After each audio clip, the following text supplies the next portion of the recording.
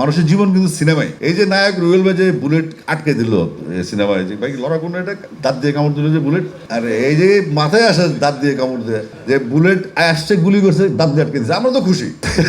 Cinema নিয়ে যদি আপনি মনে করেন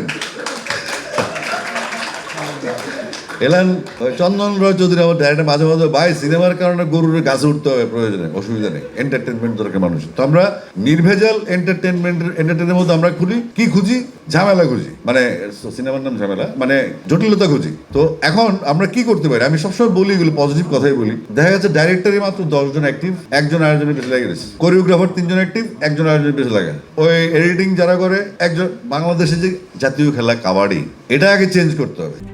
RICL TMX, যুগের পর যুগ স্থাপনা থাকে মজবুত।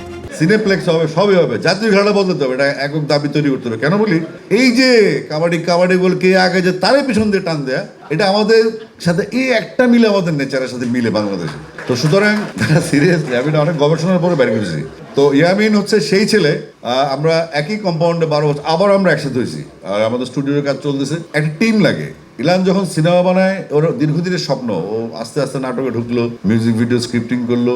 ওরা আমি কখনো কোনো ভুল করলে কিছু করি না, কারণ আমরা ভুল ধরতে পারি না। একজন ডাইরেক্টরের যদি ভুল আমি ধরি, তাহলে আমি কি ঘোড়া টিমের আর্টিস্ট হলাম, তাই না? তো ডাইরেক্টরের সাথে কোনো আর্টিস্টের পাকনামি কখনো চলে না, বরং বেশি একটু এদিক সেদিক হলে কাউকে সাইড করে বলা যায়। তো এলানের উপর ভরসা আছে আমার, এবং দিয়া ম্যাডামকে ধন্যবাদ যে উনি এলানকে ট্রাস্ট করেছেন, অনেকগুলো টাকা লগ্নি করেছেন। আমার মনে হচ্ছে এখন তো আর সিনেমা হল ওইভাবে নাই, কিন্তু এখন অনলাইন যে প্ল্যাটফর্মগুলো আছে, এই অনলাইন প্ল্যাটফর্মে আমাদের টাকাগুলো উঠে আসবে।